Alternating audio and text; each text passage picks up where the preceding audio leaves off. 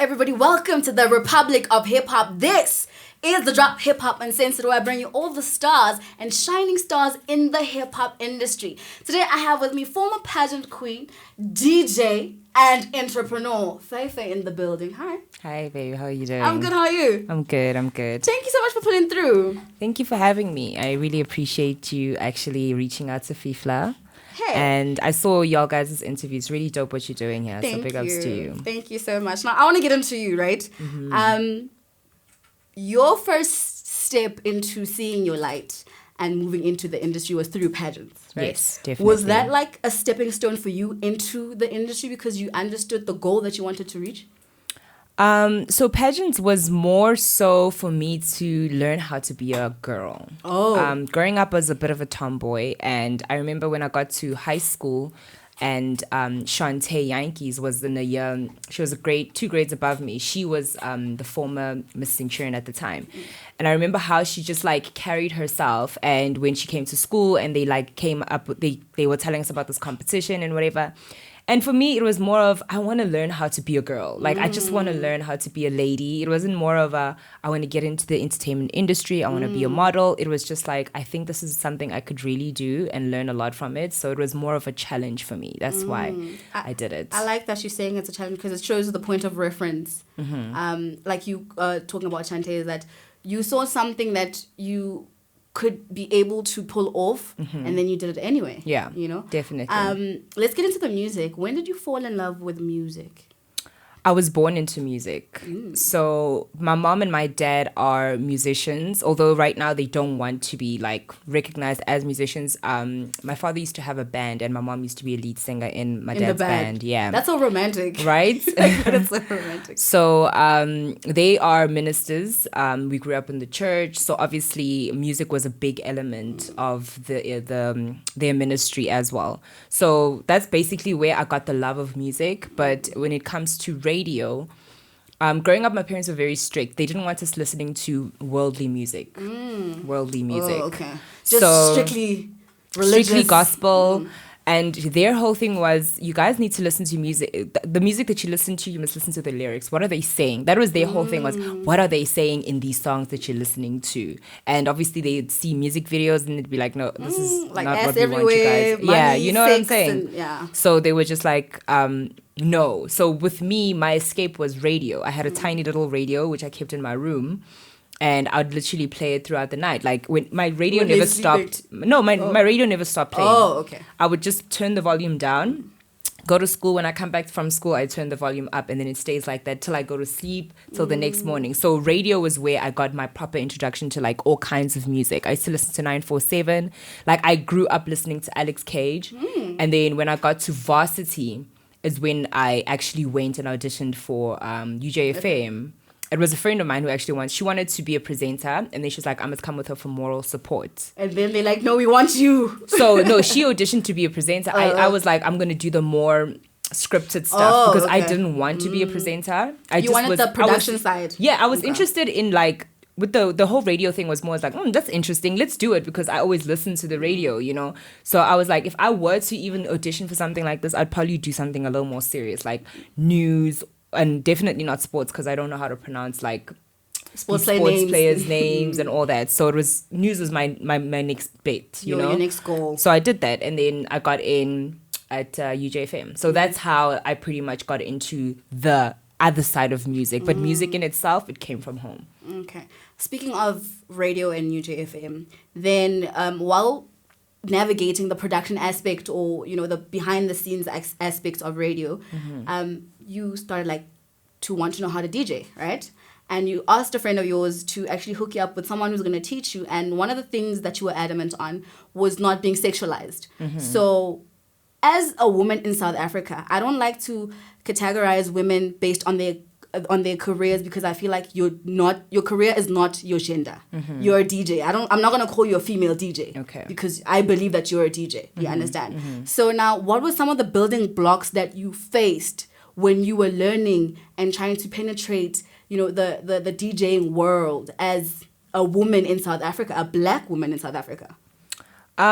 So, geez, there's a lot of challenges that I came across. And I think just to give you a little bit of like a narrative, when I got in at UJFM, that was in 2013. I did news for a couple of months, for like a year or so.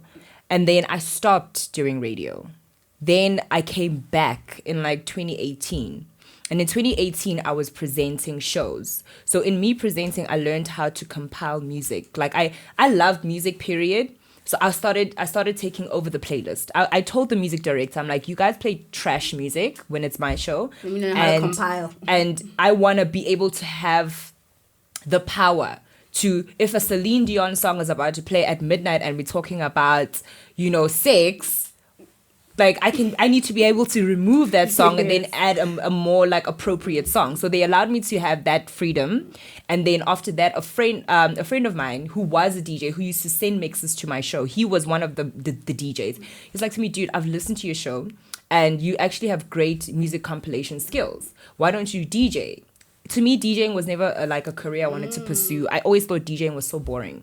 I thought it was just so whack that you have to sit behind the stage and play music while everybody's having fun, And I think that's why my kind of DJing is so different, that I have fun behind the decks, because I had to overcome that mental limitation I had of, oh my gosh, DJing is so boring, but I enjoy playing music for people, But anyway, the main challenge I definitely had was men.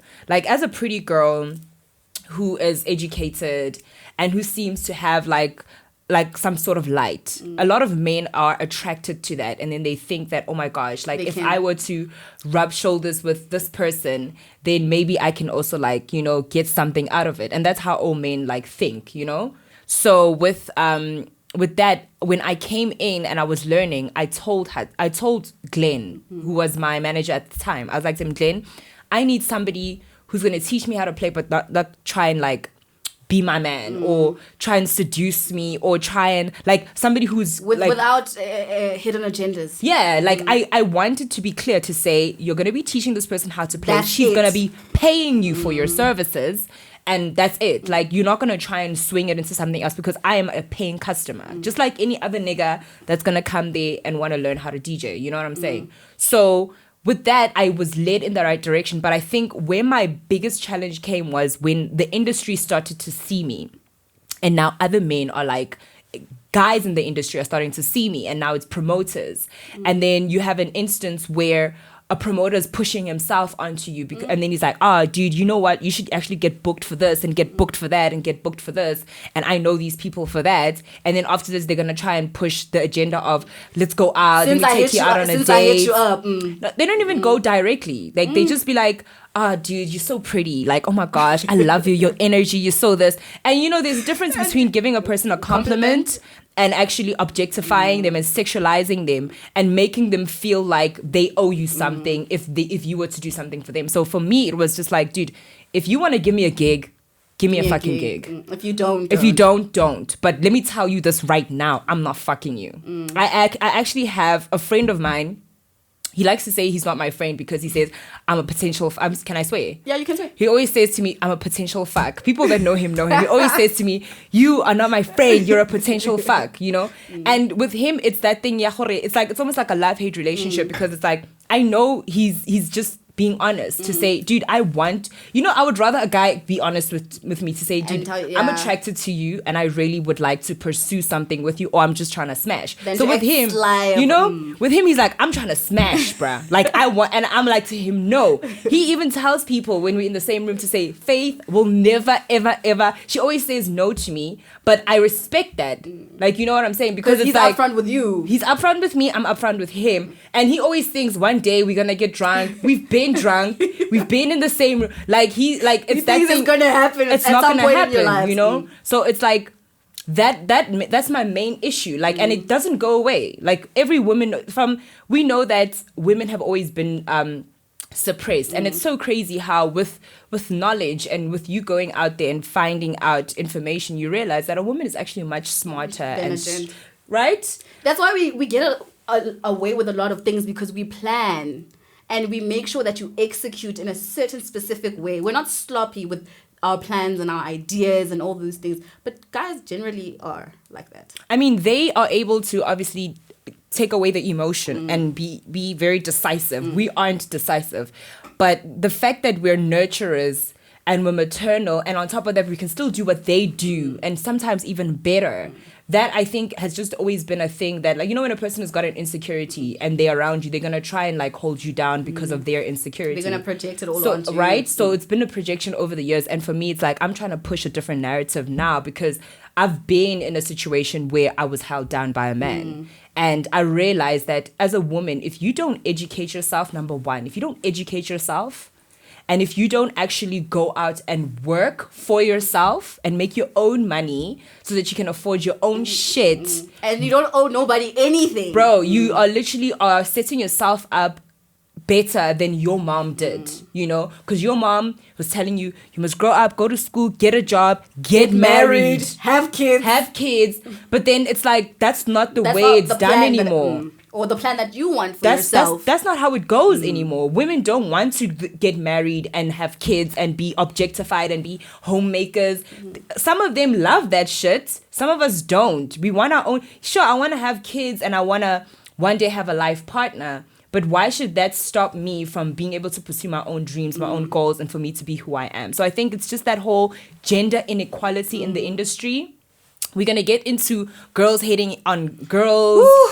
We can get into whatever, but I think the biggest one has to be the men, because the men even then turn us against each other. Because now he's going to try, if he can't succeed with me, he's going to come to you, and then you might not be as, you know, and then you give in, and then all of a sudden we beefing. And also he's back at you again. And then it's like trying to make you jealous now. Now you're going to be like, who the fuck does Faefae think she is with my guy? But that time it's this dude. It's not even, you know what I'm saying? So I think the biggest issue for women in this industry has to be gender inequality.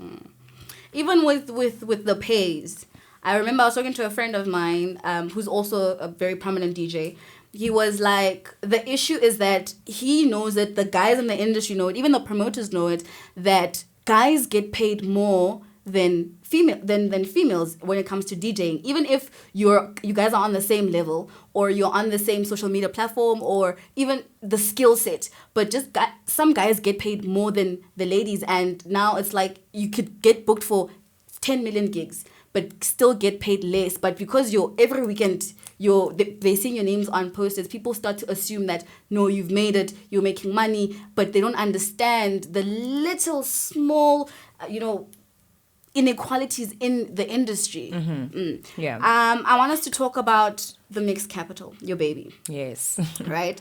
How did the Mixed Capital come about? Because you went from your radio experience from UJFM, and then now you're on one of the biggest radio stations nationally, which is YFM. And they approached you because you started YTKO.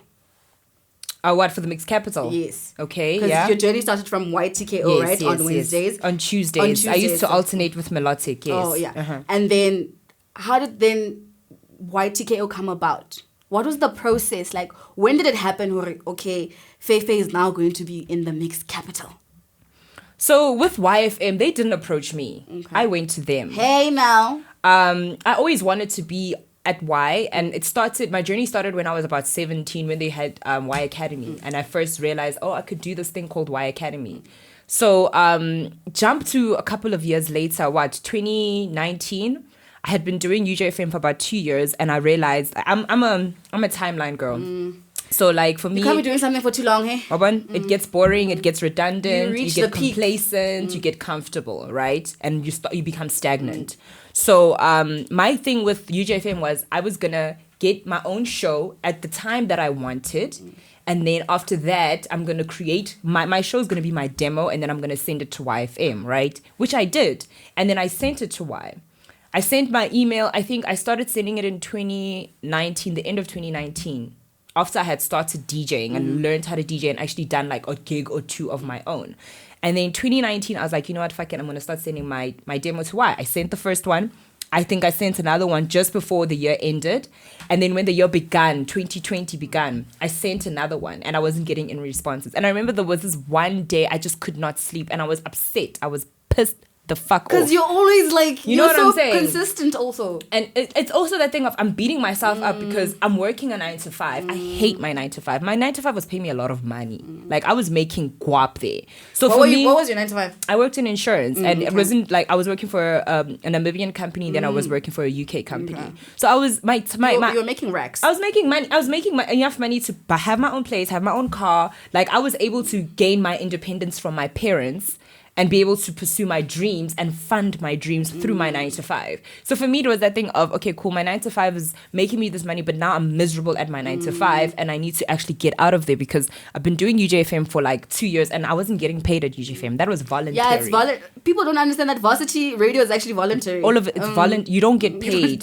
So when I got my 9 to 5, it was, I'm going to fund my trips to Joburg, so I can be able to do the show that's going to get me onto YFM. You get what I'm saying? You had a plan. Exactly. So 2020, I sent my third email, still nothing. I'm up in the morning at like 4, 5 a.m. And you're heartbroken also because it's like, come on, at least if you're going to reject me, send me back an email. Dude, I was pissed. I wasn't heartbroken. I was mad as fuck. And then I remember I went on Twitter and I was like, this guy, like, this person I'm emailing, which was Dumelo at the time, which is the programs manager. I'm like, I'm emailing this guy, but I feel like maybe it's possible that the email I have is incorrect. So something told me to just go on Twitter. I was on Twitter that morning when I was just scrolling. I had gone, you know, when you're just scrolling aimlessly, you go from one app to the next. Then Twitter was my last stop. So yeah, I'm scrolling through Twitter. I don't even like Twitter that much. I'm scrolling through Twitter, and then Dumelo posts something at like 4 a.m., 3 a.m. like on his Twitter. He tweets. And then I was like, this motherfucker. You're tweeting. Check your emails. Hello. You know what I'm saying? I'm like, this nigga. So I'm like, I go and I DM him. And he infuriates you even more because it's like, you're up at 4 fucking a.m. Dude, I still have the DM. I DM him and I'm like, hey, so I would like to pitch something to you at Y. And I sent you an email. I've sent you emails. Countless emails. And I haven't received any response. Can you please direct me to the correct person or give me the correct email so that I can be able to send you my pitch and then we can take it from there, you know? And literally, he responded and he was like to me, come and see me tomorrow at 11 a.m. He actually went and looked at his emails and saw my emails. And then he responded and he's like, come see me tomorrow at 11 a.m. I'm like, I'll be there.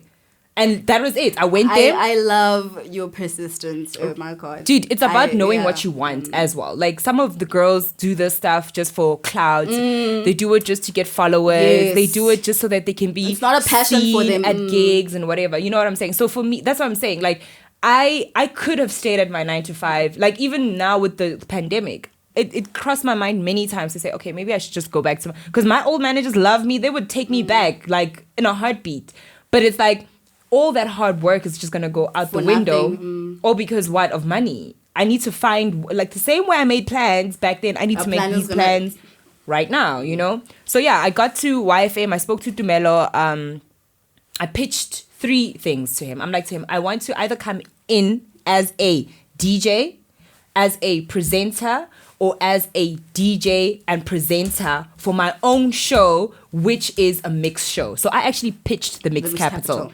The only difference was the Mixed Capital, they turned it into an all-female show. They put their twist onto it. But that's your brainchild. You know what I'm saying? My thing was, at UJFM, I was doing a mixed show. And I personally don't care too much about talk radio. You know what I'm saying? When I listened to the radio, it was all about the music. Radio was my gauge to get in on music without even watching music videos or waiting for it to get to MTV Base or Trace or whatever, you know? So yeah, I told him that, and then he was like, we've got enough presenters. Our presenters are good. You're not that great. Whatever. He straight up. He was like, so we've got enough presenters, and they're much better than you. Those are his words. And then he was like, but you're actually good at DJing. So what you must do is focus on being a really good DJ. The nice thing about YFM is you can grow here. So if they see your persistence, your hard work, they see your consistency, then it will be easier for them to like allow you to grow. And actually be open to the idea of you becoming a presenter as well.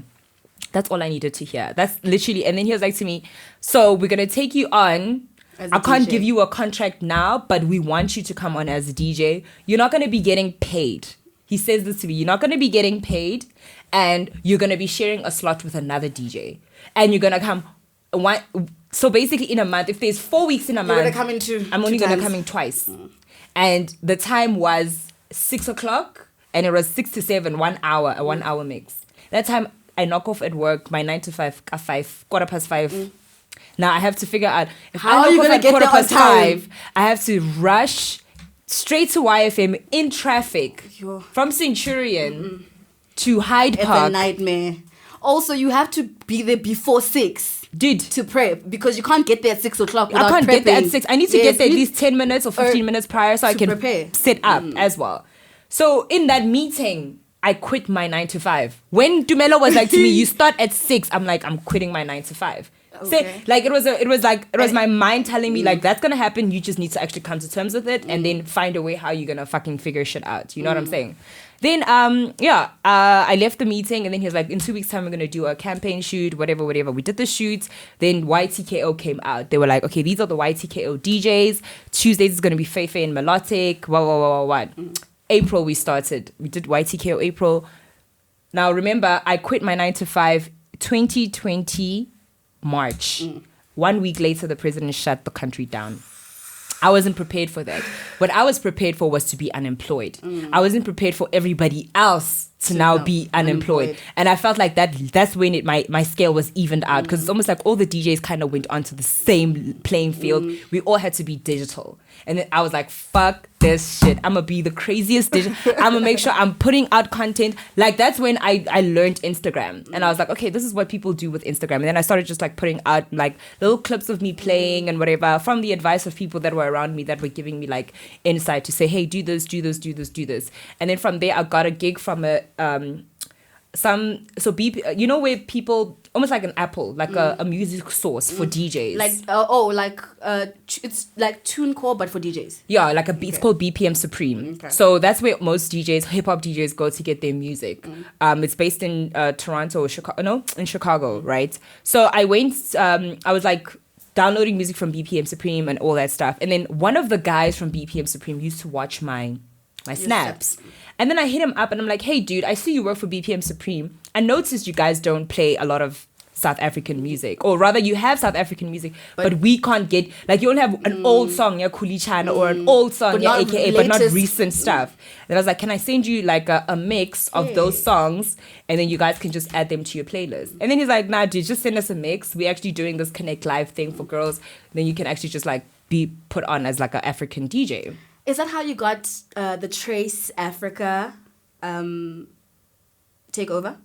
No, Trace Africa takeover was based off of like this guy liking my sets. Like if somebody's listening to my set on YFM or whatever, and then now they're a promoter, and then they're like, you know what, I like this girl, I like her sound, I like this. Let me hit her up. That's basically what happened. Like it was a promoter, Dragolo. He was like to me, dude, I want you to come. I want to put you on for one of my things, and like I really want you to play because I love you the way you DJ. That was it. And then that's how I got Trace. But like with BPM Supreme, I went out to them and I was like, I want to do this, and they're like, no, do this. Then I did that. That was the first time I got paid during lockdown in dollars, bruh. And obviously dollars, COVID, rent. Like for only a 50-minute set. I was like, what? And then that's when I realized, okay, cool, I actually can make money from this stuff. Internationally as well.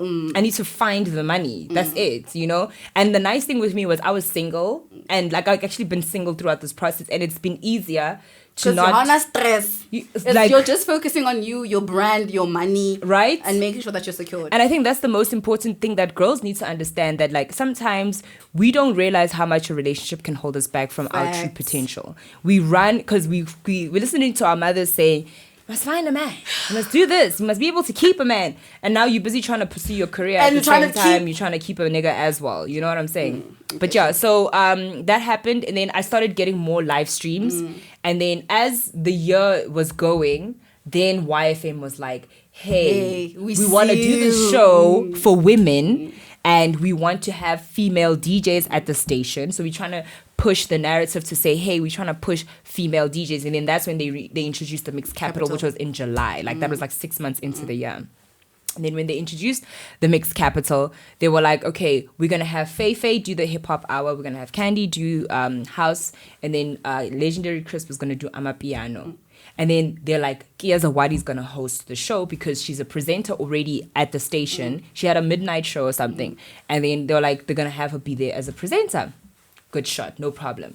And then that's, for me, when that happened, it wasn't even like a it wasn't like a bad thing. I wasn't sad about that. I was like, fuck yeah, my show is officially getting finally the now credit the that show, you deserve. Yeah, you know what I'm saying? The show is going to be another opportunity where it's just about me. It's not me sharing another slot with somebody else, you know? And that's when I took the opportunity to say, I'm going to turn that hip hop hour into my own. I told myself that hip hop hour is going to be an hour where like all the hip hop fans are just going to be able to say, I can't wait for next week Saturday so that we can hear what Faefae is going to be playing. You know what I'm saying? And then that's what happened. And I told myself I would never miss a live show.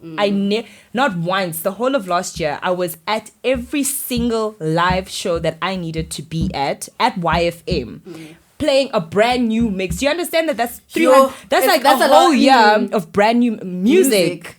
Like every single week, I was downloading new music. I was compiling mixes. You know what I'm saying? People send old songs, old mixes, whatever. But I told myself that I'm going to do this from scratch. I remember Zandy used to give me lessons after some of my shows. I used to literally get advice from Dimples. Like everybody was kind of just like assisting me the way that I needed assistance throughout that year. I think also it shows you appreciating the fact that your show is finally coming, to life, shows the type of focus that you have. Because it wasn't just about other people coming along, but it was about you getting your shot. Finally, your shot is finally here. Yeah, and not playing with it. You know what I'm saying? Like not sitting there and be like, oh my gosh, finally, okay, cool, let me relax. No, like now it's like, okay, cool, and you now become complacent because there's those days where you're tired. You're from a gig, you just came home at 6 o'clock, you have to prepare for the evening show. Not even, we were in lockdown, girl. We were at home. Yeah. The biggest challenge was depression, was like getting like sad about the fact that nothing is happening. Now we're all sitting at home. You know what I'm saying? That was my biggest thing, was to say, I need to work harder so that I can be able to distract myself from what's going on. Because all the DJs were sad last year. Like they were because there was no money. Bruh, it was sad. People were starving. Yeah. People were starving. It was. I want to ask you, between the Trace takeover and the lockdown house party, what was the experiences like? Were they that much different? Because I want to get to understand, okay, when it comes to, I don't want to say bigger platforms, but when it comes to more international platforms, what's your goal and what's your concept when you tackle them? And when it comes to national, local shows as well, how do you tackle those? Do you tackle them separately, differently, the same? I think I was blessed to have been exposed to an international, what can I say, an international audience. Because when I started 2020, when I started playing at YFM, I got Back to the City. Back to the City was a live, streamed thing. I didn't DJ there. I was co-hosting Back to the City. So that was my first like shot of like, okay, Faith, do you understand that like don't drop the ball. You're gonna be able to cater to South African people, but now you have to cater to international people as well. It's the one where Fabulous was at, ne? Yes, but like live streaming. Everything was like online. Yeah. So there it was just like I was enhancing my skills of hosting and presenting there. Then there was BPM Supreme, and then there was Sound City Africa as well. That's when I got a taste of like, oh, Africans actually really like dig the sound that we're playing as well. So that pushed me into Afrobeats. Like I loved Afrobeats, but I didn't recognize it as like an actual subgenre of like hip hop rap. Dance, you know what I'm saying? There's obviously dance hall and all of that, but Afrobeats in its essence, you know.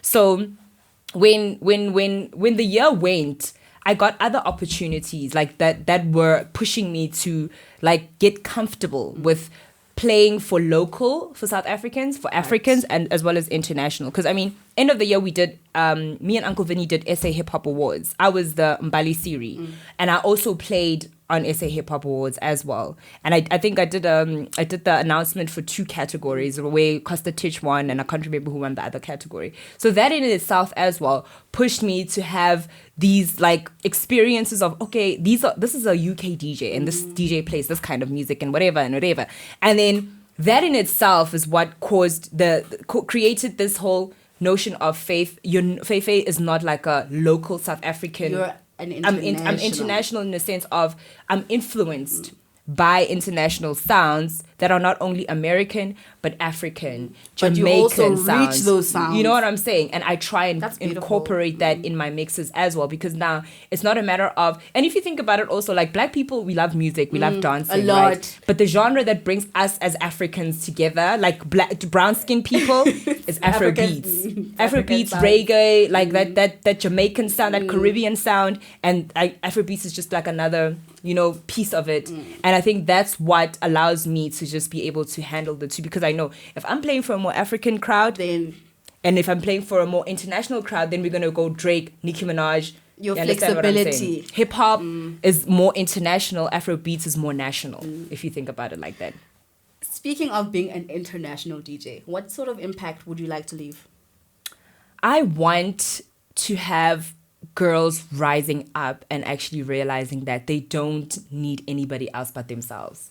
Like, I want to build like an army of females that are literally killing the game, and not only in the entertainment industry, but like, you know, you can inspire somebody that's like going through NASA, like what's this, astronomy school. You can inspire them through your music, because they're sitting at home studying, listening to the mixes at And night. you could be right? their get up and go person, where Right? they're like, oh, okay, I feel better. You know what I I'm get saying? You. I get you. So for me, it's that thing of being inspired. Like, I once watched this show where the psychologist was like, black people, the thing we don't do is we don't behave like ants when it comes to wealth. When an ant finds a piece of sugar, what it does is it goes back and it alerts all the other ants, and then all of a sudden there's a whole line of ants that are now Getting sugar. getting to get sugar. And if the food source runs out, if another ant goes and finds another They go food back and source, share. they go and then they go share with everybody else. And so the problem with the African community, and maybe it's because of the democracy, the trauma that we come from, is that we lack the ability to trust that if I've found a little piece of gold, I can actually go and share with my fellow African or my fellow sister, my fellow brother, to say, hey, come and eat. But the thing is, now we've got predators in the industry where now it's like, oh my gosh, girls are not able to actually fulfill their dreams and goals. And you know, I remember, I'm not going to say any names, but I remember there was a time where a female musician in South Africa passed away, right? And she was young. She was very, very, very gifted. And I remember I loved her voice. Oh, yeah. I think I know who you're talking And about. stories, and stories came out, like negative stories came out, saying she was struggling. She didn't have this and she didn't have that. Like simple things like sanitary pads and things like that. And then I was like, that's what I'm fighting for. For a girl to never have to stop doing what she's doing because she doesn't have any money, she doesn't have a roof over her head, or she doesn't have support. And the guy had the control over her because she couldn't do anything, and mentally she was boxed in as well. So you're trying to eliminate that as well.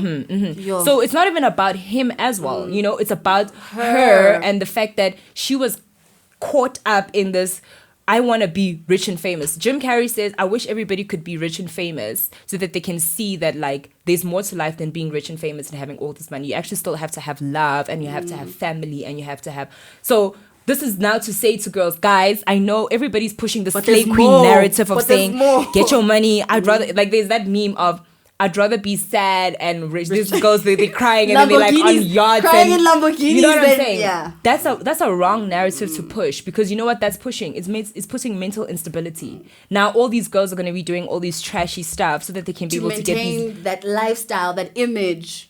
It's like working, bruh. These are working girls. Like you want to look at them as I idolize them. I want to be like this. I want to be like that. But these are working girls. These girls are working, like whatever they're selling, and this is their job. So when you need to ask yourself, is that the job that I want? Is that the kind of work that I want to be doing for the next 2-3 years to feed my kids, to feed my family, to feed myself?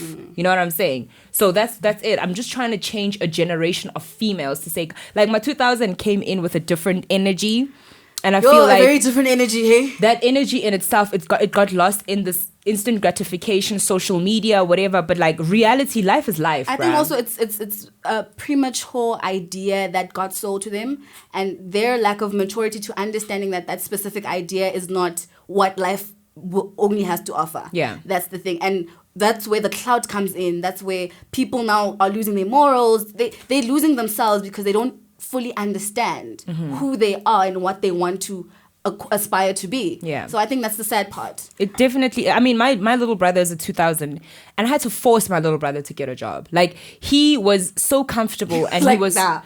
like, no, he really was just like so comfortable. And I'm like to him, dude, like, you can understand that like your parents are not responsible for you, sure. And like, as much as yes, they've got a house for you that you can go to and stay with them. But you can't live there forever. Not even, like, you're a young man, bruh. Like, you need to actually have your own sneakers, your own underwear, your own socks, your own deodorant, your own cologne that you bought yourself to say, I'm trying to make sure. Like, now he does that. Like, you should see my brother.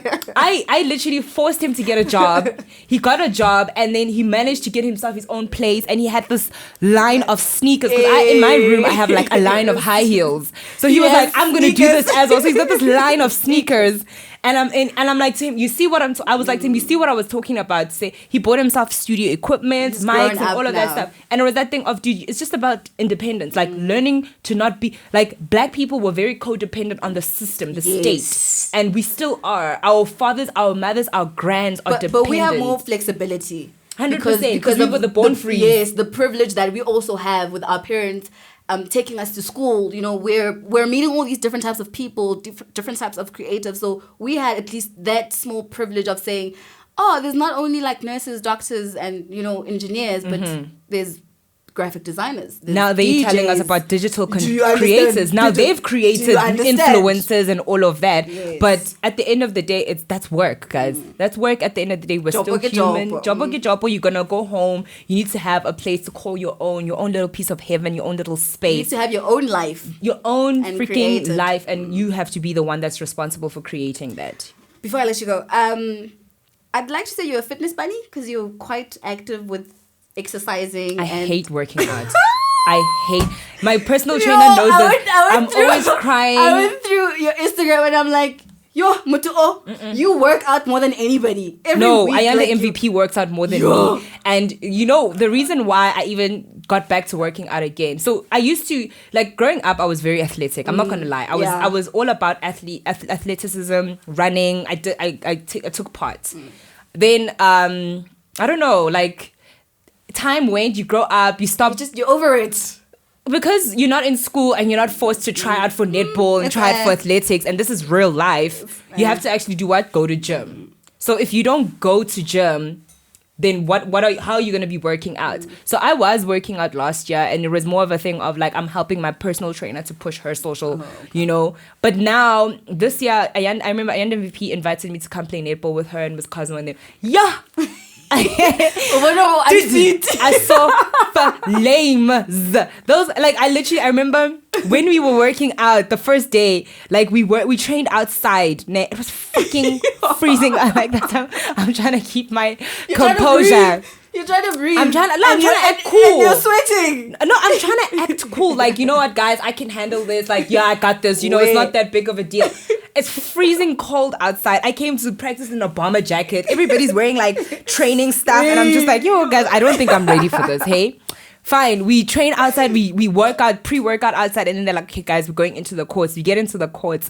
Literally, we practiced in the courts first before we played. So when we're practicing, it's this guy that's practicing us. Now he's busy making us do all this running. I remember I was like, guys, where's the toilet? They're like, it's upstairs. I went to the toilet and I laid on the benches. I was chilling there for like 5 minutes, catching my breath. And I was like, what the fuck? I am not gonna ever come back to netball practice unless I've actually like gone and worked out on my own. So that's what that whole thing is like. Even now, it's that thing of, people have told me, like, you don't put like your like what you do at home. Like, some people are like, dude, you actually work. Why don't you post some of the things that you do at home so that people can like see? For example, my nails as well. My nails are really long. My natural nails are really long.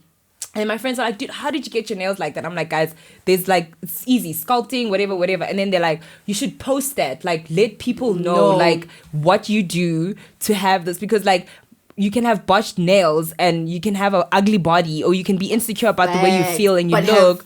But then you have somebody like a DJ Faefae who you love listening to. So if she posts more fitness and health shit, maybe Luena, you'll be like, actually, I can do this. Let me just take a walk after eating this pap and this beef stew, because fuck, I'm just gonna get into bed. You know, I'm generally a lazy. I'm a Taurus. Same. I'm generally lazy. You know, but I have to push myself. So I think the fitness part was just more of a like, dude, you can't be dying playing netball with these people when you can actually just work out a little bit at home and then like be able to like keep up, you know. So the next time we going to netball, they're gonna know. Not even they're gonna be able to know that like I'm within. Like I'm gonna be running there, catching balls, jumping, doing all that shit, and then after practice I'm still breathing. You know. Where can people follow you and book you? So my bookings email is bookings@faefae.co.za. And then on Twitter, it's DJ_Faefae. Instagram is DJ Faefae. And then my Facebook is just DJ Faefae. Search that, you'll find some shit. Okay, we're going to play a young game called This or That. Okay, you need to cool. pick one. Okay. Okay. Playing at Rockheads or playing at Altitude Beach? No, you guys can't do that. You cannot do that. I plead the fifth. I plead the fifth. No. You know what? I love Rockets. I love Altitude Beach. I love them both. I love Ricardo. I love Sean. They know I fucks with them. Those are my niggas. But like, I can't choose between. It's like choosing between your kids. Not your boobs, bruh. How do you choose one breast? But you need to pick. One must die, guys. No, dude. Okay, I'll plead the fifth. Both. I love Rockets is amazing. I remember before I even became a DJ, I was so obsessed with Rockets because they had these amazing cocktails called Oscar winners. I know them. I always like if I'm not getting a bottle, I'm getting Oscar winners. That's my fave. Yeah. Wow, both. I can choose when you can say cocktails. I'll be like, I prefer Rockets cocktails. You know what I'm saying? And then I prefer the water at Altitude Beach because we can get into the pool. You know, they both just like amazing in their own way. Yeah. YTKO or the mixed capital. Oh, jeez. You can't not pick on this one as well, hey?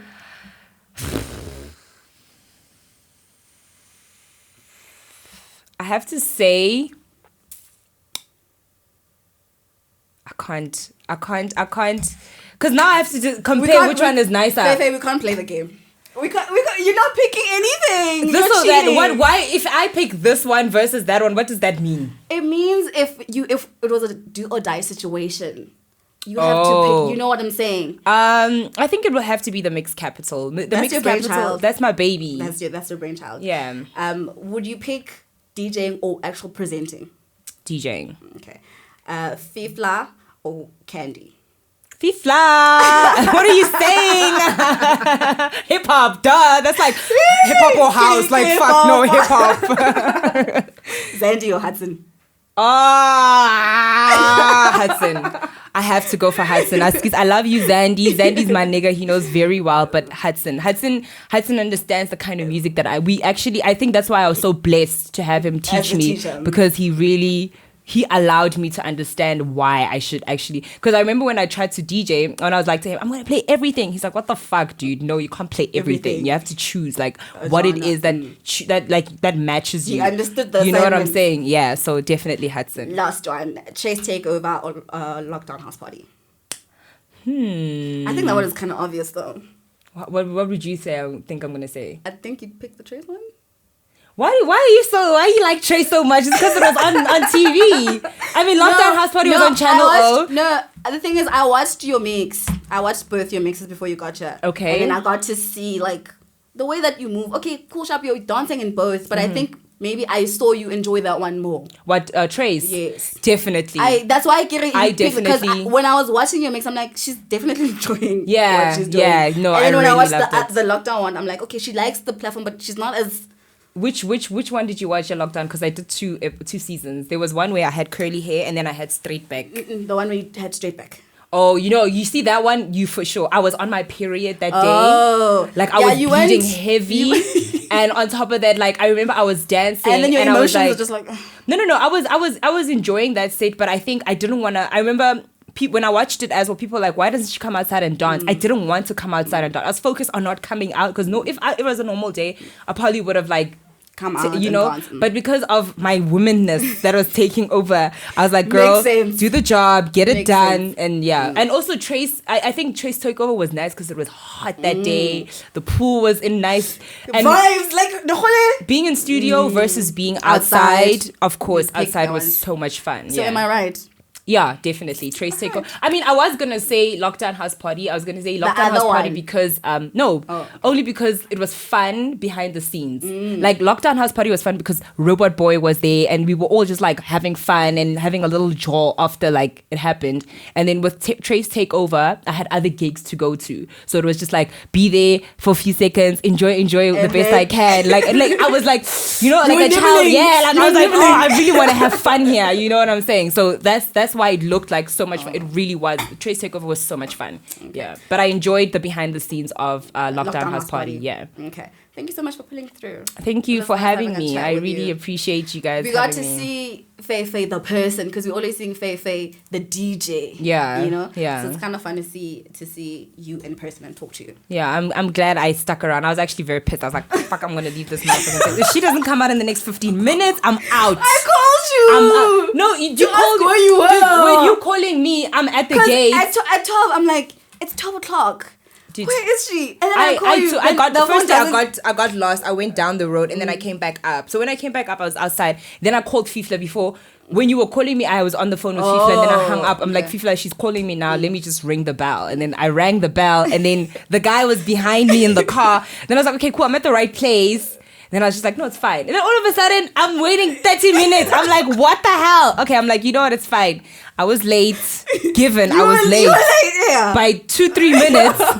But that doesn't excuse me waiting for another 45 minutes, you know? Okay. So, my apologies as well. But I really did enjoy this. Thank you so much. I enjoyed it as well. Yeah. Can't wait to see what you have in store. Because you're also an influencer now. Hey, Gawana in the pools with cocktails, promoting, influencing. That's making money. That's the bag. The girls must know. That's just making extra money. I'm not an influencer to say like I'm trying to be a digital influencer, but I'm just making money. I'm trying to get a flow, pay my bills. You know what I'm saying? I can't wait to see what you have in store for the future and what deals you're gonna bag. Because trust and believe. You're about to, you know. You're taking it to the next level. Yeah. And you guys must come out on Thursday. I'm at Rockets mainland. So pull up. I'll definitely. I'll come through. I'll really? Up. Where are you from? Are you stay this side? No. I stay in the south. Ooh. Okay. We'll talk after the interview. Now people are gonna know where I live. She stays in the south.